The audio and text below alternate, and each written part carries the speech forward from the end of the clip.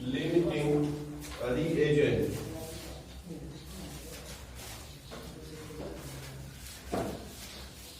Limiting reagent. Limiting reagent.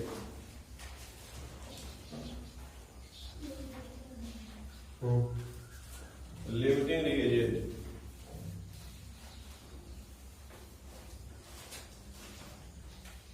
ठीक है, limiting reagent का मतलब होता है सीमांत अभिकर्मक। क्या हो गया? सीमांत अभिकर्मक। कौन अभिकर्मक? सीमांत अभिकर्मक।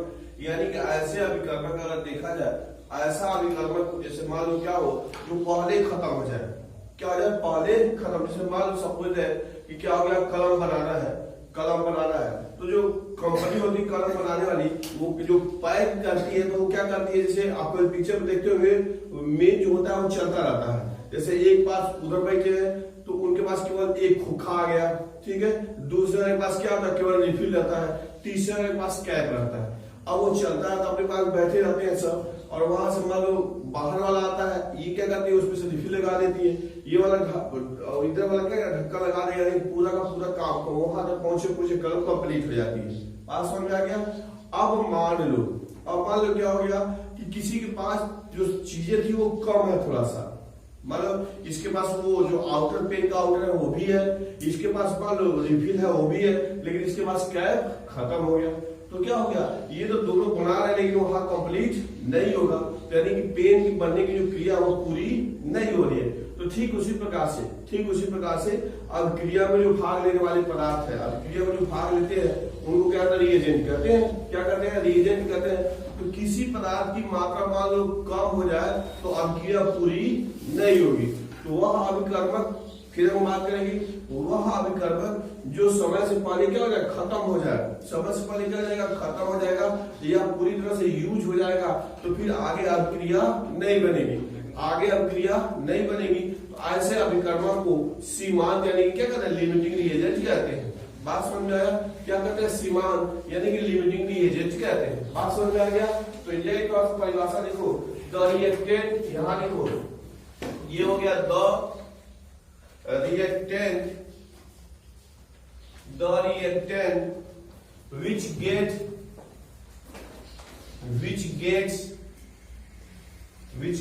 consumed,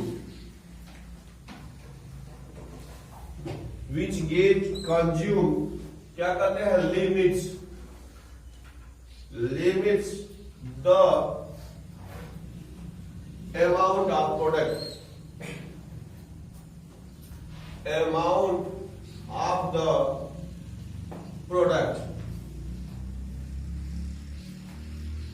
amount of the products farmed,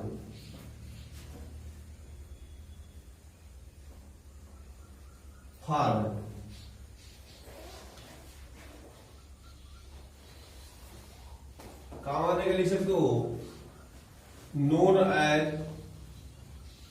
limiting reagent, limiting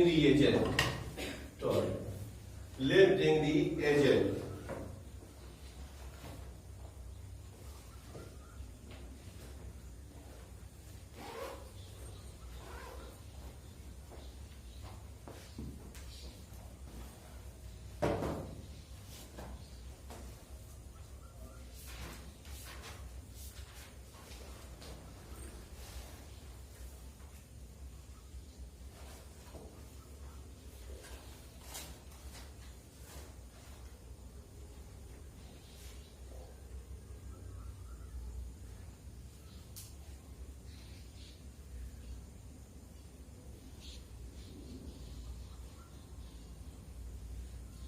लिखा गया है लिमिटिंग रिएजेंट, सीमांत अभिकर्मक। हिंदी लिमिटिंग रिएजेंट यानी सीमांत अभिकर्मक। क्या हो गया? सीमांत अभिकर्मक। लिखा गया डेफिनेशन, द रिएक्टेंट, ऐसा अभिकर्मक क्या कहता है, विच गेट कंज्यूम, कंज्यूम पर उपयोग हो जाता है, खर्च हो जाता है, जान ही रहे हो, वेट गेट कंज्यूम यानी जल्दी से क्या खत्म हो जाता है, फिर कामा देके लिखा, कामा जरूर लगाना है, कामा देके लिखा क्या है, limit the amount of product to form. यह क्या करता है, प्रोडक्ट की मात्रा को नियंत्रित करता है, लिमिट्स नियंत्रित करता है। तो जो नियंत्रित करता है उसी को कहते हैं नोन एज लिमिटिंग रिएजेंट। जैसे चर्चा हुई कि जैसे क्या हो गया, मान लो क्या हो गया, कलम बनाने वाले हैं, कलम बनाने में कोई कंपनी है, तो क्या करती है, सब अलग अलग चीजें रखी हुई रहती है। मान लो इसके पास आउटर कवर हो गया, इसके बाद रिफिल हो गया, इसके बाद क्या होगा, कैप हो गया। बात समझ में आया? तो वो पिक्चर में देखते होगे तो मिल जैसे चलता रहता है, एक जैसा लोग बैठे रहते हैं। तो वहां से आया, अब वो क्या करिए, अपना आउटर कवर लगाया, इसके पास आया रिफिल लगाया, ढक्कन लगाया, इसके पास गया कैप लगा दिया, तीनों लोग अपना काम कर रहे हैं और फाइनली क्या बन रहा है, कलम बच जा रहा है। अब सपोज है इसके पास रिफिल कम हो गया, जितनी मान लो पैकेट आया थोड़ा सा रिफिल कम मिल गया इसको, उसके पास वो आउटर वाला भी पर्याप्त है, इसके पास कैप भी पर्याप्त है। लेकिन क्या होगा, मुद्दा सब यहाँ आएगा, इसके पास रिफिल नहीं लग पाएगा, उसके पास जाएगा तो कैप तो लग जाएगा लेकिन उसमें रिफिल नहीं है। यानी कलम बनने की जो प्रक्रिया है वह क्या हो गया, चेक हो गया, रुक गया, इसके वजह से। किसकी वजह से? क्योंकि रिफिल नहीं है। बात समझ में आया? तो वही चीज बताया गया कि ऐसा रिएजेंट जो पहले खत्म हो जाता है, क्या होता है, पहले खत्म हो जाता है तो अब क्रिया आगे नहीं बढ़ पाएगी, तो उसी को लिमिटिंग रिएजेंट कहते हैं। अब जैसे देखो यहाँ पे लिखा गया है, हम लोग इसके पहले वाले चैप्टर में पढ़े थे इक्वेशन बेस्ड कैलकुलेशन, यानी समीकरण पर आधारित करना है, पढ़े थे इसके पहले। अब वही चीज ध्यान देना, यह है सिल्वर नाइट्रेट है, सोडियम क्लोराइड से क्रिया करता है। सिल्वर नाइट्रेट है, सोडियम क्लोराइड से क्या करता है, क्रिया करता है। AgCl यानी सिल्वर क्लोराइड बनता है और सोडियम नाइट्रेट बनता है। बात समझ में आया? तो हम लोग चर्चा किए थे कि क्या करना है, जब भी इक्वेशन बेस्ड कैलकुलेशन करते हैं तो ये जरूर चेक करते हैं कि समीकरण संतुलित है कि नहीं। बात समझ में आया? इक्वेशन बैलेंस है कि नहीं। इक्वेशन बैलेंस के लिए मान लो Ag1 है, यहाँ पे Ag1 है, ये NO3 नाइट्रेट है 1 है, यहाँ NO3 1 है, Na सोडियम 1 है, इधर भी सोडियम 1 है, क्लोराइड 1 है और इधर भी 1 है, यानी मामला ठीक है। मामला क्या है, ठीक है, सभी के सभी कारक इक्वली प्रेजेंट है। बात समझ में है? अब आगे हम लोग पढ़े थे कि सबका क्या है, मॉलिक्यूलर वेट लिखते हैं। क्या लिखते हैं, मॉलिक्यूलर वेट लिखते हैं। सिल्वर नाइट्रेट का मॉलिक्यूलर वेट कितना आएगा, निकालो मेक फास्ट। सिल्वर नाइट्रेट का जो मॉलिक्यूलर था, चलो मेक फास्ट। सिल्वर नाइट्रेट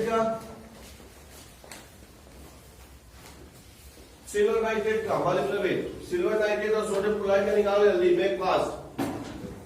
तो पास होगा ना, Ag का कितना होता है, 108 और नाइट्रेट का जोड़ो, जल्दी जोड़ो, कितना हुआ, 100, हाउ मच, 170, ये 170। सोडियम क्लोराइड का NaCl का तो 58.5। अब देखो यहाँ क्या हो गया, मॉलिक्यूलर वेट हो गया। तो हम लोगों ने चर्चा किया था, ये हम क्या करते हैं, यहाँ देखो एक मोल यह है, एक मोल यह है, एक मोल यह है, एक मोल यह है। अब मान लो इसको हम ग्राम में रिप्रेजेंट कर रहे हैं, किस में रिप्रेजेंट करते हैं, ग्राम में रिप्रेजेंट कर रहे हैं। यानी कि हम लोग चर्चा किए कि 170 ग्राम, क्या 170 ग्राम सोडियम क्लोराइड, 170 ग्राम सिल्वर नाइट्रेट कितना से क्रिया करता है, 58.5 ग्राम सोडियम क्लोराइड से। बात समझ में आया? अब इसकी मान लो मात्रा, अब अगर देखोगे तो इसका हम लोग कर सकते हैं क्या, जैसे हम लोग पढ़े थे, ये लिखा है, मान लो चूंकि 170 ग्राम किसे क्रिया करता है, रिएक्ट विथ, इधर थोड़ा सा लिख देना है, कितना है, ये 58.5 ग्राम NaCl से, ठीक है। इसलिए क्या 1 ग्राम रिएक्ट करेगा क्या, 58.5 अपान 170 ग्राम, ठीक है, 170 ग्राम। तो इसको और हल करोगे, अब मान लो इसको हल करोगे तो कितना आएगा, भाग देके देखो, अरे 58.5/170 का तेज कैलकुलेशन करो, 58.5 अपान 170,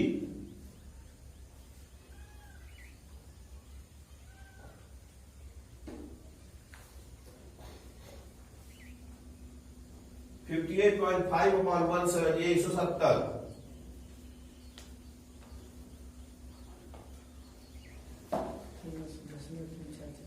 कितना 0 अच्छा 0.3 4 ये ग्राम है। ये देख लो क्या आया 1 ग्राम।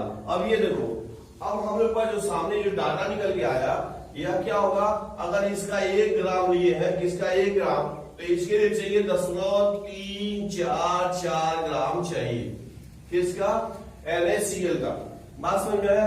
अब देखो अब अगर ये रेशियो इससे ये कम है, इससे ये कम है, मान लो अभिक्रिया दिया था है तो पदार्थ की मात्रा दिया जाएगा, पदार्थ की मात्रा दिया जाएगा, ये 10 ग्राम है, ये 20 ग्राम है, चाहे से जो भी चीज मात्रा दी गई रहेगी। तो यदि इसकी तुलना में वो कम है, इसकी तुलना में क्या है 0.344 ग्राम की तुलना में कम है, तो लिमिटिंग एजेंट यह हो जाएगा। लिमिटिंग एजेंट क्या हो जाएगा, ये हो जाएगा, क्योंकि अभिक्रिया किसके अनुसार चलेगी, इसके अनुसार चलेगी। बात समझ गया। इसकी कितनी भी मात्रा हो, इसकी कितनी भी मात्रा हो तो अभिक्रिया में कोई फर्क नहीं पड़ना, क्योंकि दोनों चाहिए ही चाहिए, दोनों की मात्रा चाहिए ही चाहिए, तभी अभिक्रिया आगे बढ़ेगी, नहीं तो नहीं बढ़ेगी। बात समझ में आया। तो इस प्रकार से इससे कम है, अगर 10 ग्राम दोनों का दे दिया, हमारा दे दिए 10 ग्राम क्या दिया गया है, सिल्वर नाइट्रेट दिया गया है, और 10 ग्राम दिया गया है कौन सी, सोडियम क्लोराइड। तो इसमें कौन लिमिटिंग एजेंट है, तो जिसकी तुलना आप करेंगे ये 0.344 के अपेक्षा कम होगा तो उसी से कर लेंगे और हो जाएगा लिमिटिंग रिएजेंट। बात समझ में आ गया कि नहीं। तो इस प्रकार से आप क्या करेंगे, लिमिटिंग रिएजेंट प्राप्त कर लेंगे और आप उसमें क्या करेंगे, कैलकुलेशन कर देंगे। फिजिकल हम लोग कैलकुलेट करने के लिए जिसकी मात्रा बताएगा कि लिमिटिंग रिएजेंट अभिकर्मक हुआ होता है जो अभिक्रिया में पहले खत्म हो जाता है, पहले क्या खत्म हो जाता है, फिर और आगे अभिक्रिया प्रोसीड नहीं करती है, तो that reagent is known as limiting reagent. और उसका आप कैलकुलेशन सीधे वही इक्वेशन बेस्ड कैलकुलेशन का मॉलिक्यूलर वेट लिख करके और तुलना कर सकते हैं कि वो उतना अच्छे है कि नहीं है, उससे कम है तो दैट इज लिमिटिंग एजेंट, यदि इसका कम है तो दैट इज लिमिटिंग रिएजेंट। बात समझ में आएगा। तो ये केवल और केवल क्या है, इक्वेशन बेस्ड जब कैलकुलेशन आप करेंगे, कैलकुलेट करेंगे तभी आपको कर पाएंगे। बात समझ में आ गया। तो ठीक है, इसको प्रैक्टिस करेंगे।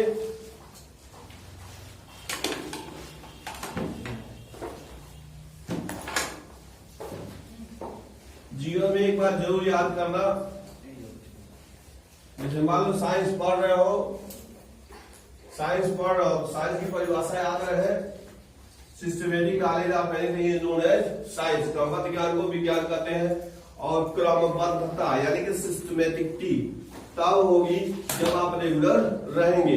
जब आप रेगुलर रहेंगे तो सिस्टमेटिक है, और इरेगुलर में कोई सिस्टमेटिक नहीं है। आप फिजिक्स में पढ़ेंगे म्यूजिक एंड नॉइज, शोर और ध्वनि में क्या अंतर है, शोर और ध्वनि में क्या अंतर है। शोर, लोग मार्केट में जाओ, सब कोई धनिया बेच रहा है, कोई लोग भी कोड़ा बेच रहा है, सब चिल्ला रहा है, अपने कोई चिल्लाता नहीं है, तभी खूब शोर होता है, दैट इज इरेगुलर, अनियमित है, तो नॉइज उसको कहते हैं। वही म्यूजिक लाइक अच्छे मतलब सब बजा रहा है, कोई पियानो बजा रहा है, सिस्टमेटिक क्रम से बता रहा है, तो कुछ शानदार संगीत हो जाता है। बात समझ में आया। तो always be remember being a student of science, यदि साइंस के स्टूडेंट है तो कम से कम सबसे पहले आपके दैनिक जीवन में साइंस दिखना चाहिए। और साइंस कैसे दिखेगा, जब बिल्कुल कंटिन्यूटी करेंगे, टाइम से हर काम करेंगे, चीजें होगी। एक और चीज और थोड़ा समझ लो कि क्या करना है कि जब पढ़ना है, जैसे मान लो 6 हम लोग 6-5 पे हर हाल में हम शुरू कर देते हैं। बात समझ में आया। आपको अगर पढ़ना है तो क्या है 6 बजे तक तो हर हाल में आ ही जाएगी, कोई कारण हो 6 बजे तक हर हाल में आएगी, क्योंकि जो हम लोग का जो दिमाग है, ब्रेन है, नॉट ए इलेक्ट्रिक बल्ब। ऐसा नहीं ऐसे स्विच ऑन किया तो खर्च जल गया और स्विच ऑफ किया तो खर्च से बुझ गया, ऐसा नहीं है। क्योंकि दिमाग को नॉर्मल होने के लिए कुछ समय लगता है। आप साइकिल चलाए, बाइक चलाए, जो भी पैदा है, जैसे भी आए हैं, बैठे आप आज सॉरी पढ़ाए चले जा रहे हैं, तो अभी आपके दिमाग नॉर्मल होने में 5-7 मिनट लगेंगे ही लगेंगे। 5-7 मिनट लेट करके आए थे और बैठ गए, 5-7 मिनट और चला जाएगा, ठीक है। और टाइम तो किल हुआ ही, लेकिन साथ ही साथ क्या हो गया, सिस्टमेटिकटी भी खत्म हो गई, जो कंटिन्यूटी है वो भी खत्म हुई। तो चीजें समझ में आए ठीक प्रकार से, इसके लिए बेहद आवश्यक है कि जब से पढ़ाई होने वाला उससे 5 मिनट पहले आइए, बैठिए, बिल्कुल नॉर्मल हो जाइए, दिमाग नॉर्मल रहता, फिर पढ़िए और रेगुलर रहिए। अगर रेगुलर नहीं रहेंगे तो मामला क्लियर नहीं होगा। तो हम लोग पढ़े लिमिटिंग रिएजेंट, ठीक है। एक और चीज देखो, और हम लोग को पढ़ना है समीकरण को संतुलित करना। समीकरण को संतुलित करना यानी कि हम लोग पढ़े थे इक्वेशन 2 प्रकार के होते हैं, balance equation and unbalance equation. बात समझ में आया? तो हम लोगों ने ये भी पढ़ा था कि जो भी समीकरण आधारित जो कैलकुलेशन थी, स्टिक्योमेट्री वाला हम लोग पढ़े थे, समीकरण पे आधारित गणनाएं थी और वो तब होंगी जब क्या करेंगे, जब समीकरण बैलेंस होगा तब। हालांकि ये चीजें 9th की है, ये चीजें 9th में है, लेकिन अनुमान विधि जैसे कई विधि है, तो एक तो अनुमान विधि होता है, उसी का सहारा लेके आप उसको आसानी से कर लेते हैं। बात समझ में आया? तो थोड़ा सा हम लोग उसको भी प्रैक्टिस कर ले, समीकरण को संतुलित करना, बैलेंस करना है। तो जैसे मान लीजिए समीकरण है, हेडिंग डाल लो बैलेंसिंग ऑफ समीकरण, ये ऐसे कर दो BALANCING balancing of equation, balancing of equation.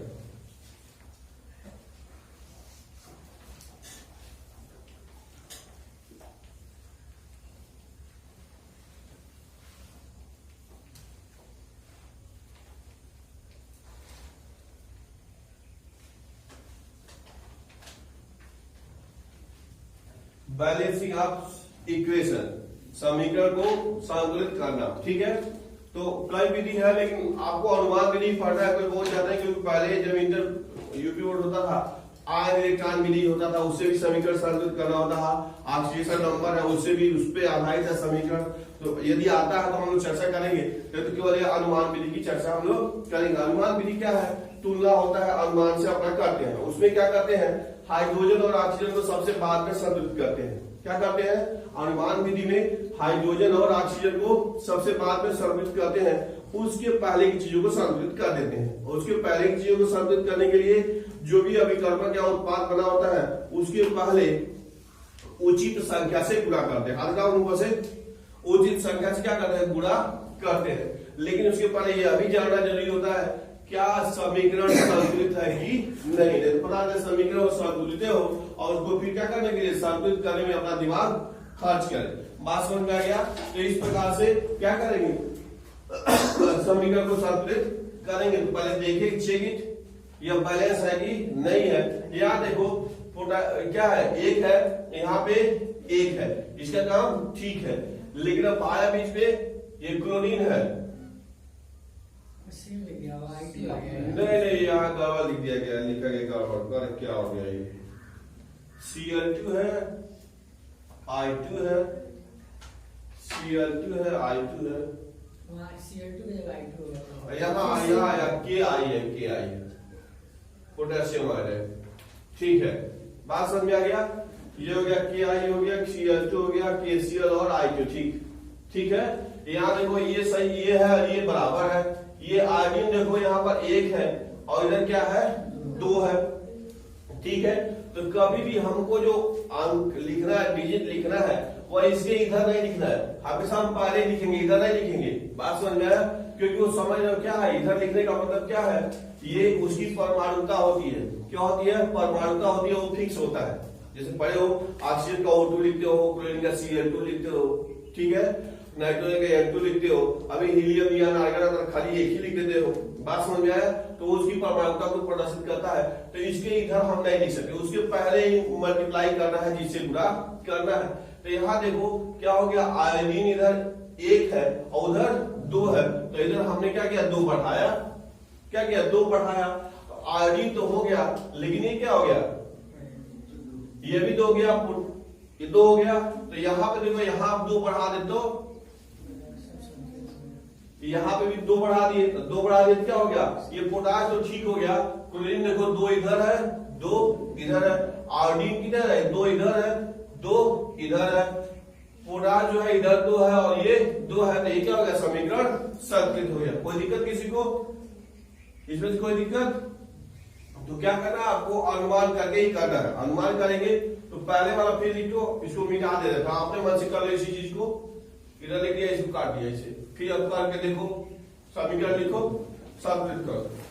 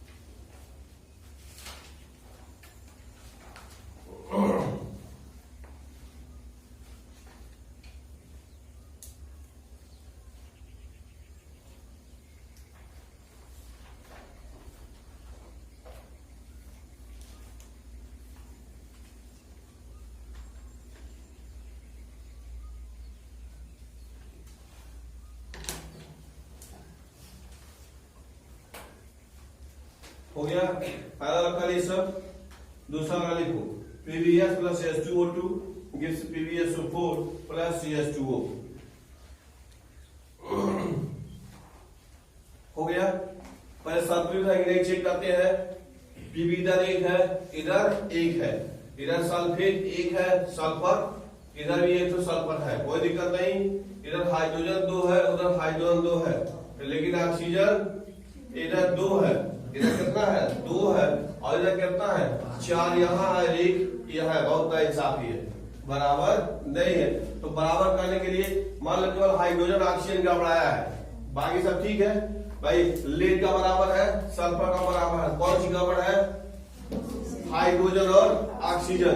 तो हाइड्रोजन ऑक्सीजन है, तो हम इधर और इधर पानी और इसका करोगे तो होने की संभावना हो जाएगी। बात समझ में आया। तो ये देखो यहाँ पे एक है, यहाँ हमने क्या किया 2 किया, तो मामला देखो क्या हो रहा है। हाइड्रोजन 4 हो गया, इधर हाइड्रोजन कितना है 2 है, फिर इधर भी इसको 2 कर दो, हाइड्रोजन 2 हो गया। ऑक्सीजन इधर कितना है 4 है, उधर कितना है उधर 6 है, उधर 6 है, संतुलित नहीं हुआ। फिर ये करो ऐसे, फिर इसको मिटा, भाई काफी वजह से मिटा नहीं पाओगे, अगर मिटा लोगे नहीं मिटा पाओगे। तो यहाँ पे 3 रखते हैं, हाइड्रोजन कितना हो गया 6 हो गया, वहां कितना चाहिए यहाँ 2 कर दे, तो 2 करोगे तो 4 ही होगा ना, 2 करोगे तो 4 होगा, 2 करोगे तो 4 होगा। ऑक्सीजन ये 2 अगर कर, एक मान लो लिख दिया है 2 ही करते हो, तो 2 करोगे तो कहाँ होगा 4 तो 6 हो जाएगा, लेकिन हाइड्रोजन फिर संतुलित नहीं, तो हाइड्रोजन फिर संतुलित किया जाएगा फिर से और दिखाएगा। तो फिर मामला उससे भी गड़बड़ हो रहा है। अगर ये 2 किया तो 4 हुआ ना, तो ये 6 है, तो नहीं मामला बड़ा हो रहा है। PbSO4 है, ऑक्सीजन 4 वही है, 2 यहाँ कर देंगे, 2 ऑक्सीजन हो गया। नहीं तो हाइड्रोजन भी देखो, हाइड्रोजन नहीं हो रहा है, तो हमें ध्यान हाइड्रोजन पे किया ना अभी। तो मान लो हाइड्रोजन यहाँ 6 है, यहाँ मान लो 2 किए थे, तो यहाँ अगर 3 हम करते हैं तो क्या हो जाएगा 6 हो जाएगा। लेकिन ऑक्सीजन का देखा जाए, ऑक्सीजन कितना है इधर 6 है, उधर कितना है 4 है, और 3 7 है, तो अभी भी मामला गड़बड़ है। ये जो अनुमान विधि है इसका कोई नियम नहीं, जितने जब प्रैक्टिस करते जाओगे उस हिसाब से वो आता जाता। ठीक है, यहाँ देखो यहाँ 4 करें, ठीक है, यहाँ 4 कर दिया जाए, और यहाँ पे अब इसको देखो, इसको भी 3 किया गया था तो हो रहा था क्या, देखिए फिर क्या हो रहा है 4 8 हो गया हाइड्रोजन, और इधर हाइड्रोजन कितना है इधर 6 ही है ना, ये 4 कर दिया जाए, ये 4 किया गया तो हाइड्रोजन 8 हो गया, हाइड्रोजन इसमें 8 हो गया, ऑक्सीजन इधर 4 दूनी 8 हो गया, और इधर भी 8, क्या हो गया मामला। बात समझ में आ गया। तो ये जितना प्रैक्टिस करोगे उतना ही होगा, कोई नियम हो जाना है हाथ में मुंह हाथ का सीधे बैठो। तो इस प्रकार से क्या करेंगे, हो गया, समझ हो गया कि नहीं, तो लिखो उसको।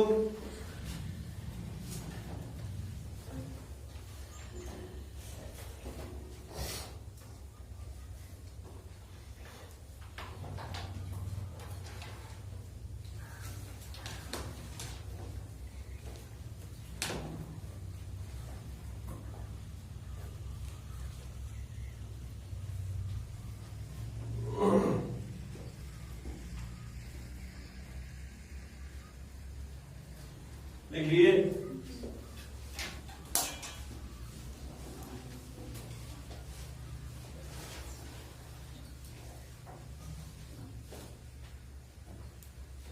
एक और समीकरण लिखा गया है, ये देखो यह Cl2 प्लस है HgCl2 हो गया Hg2Cl2 और प्लस है HCl4 इसको करो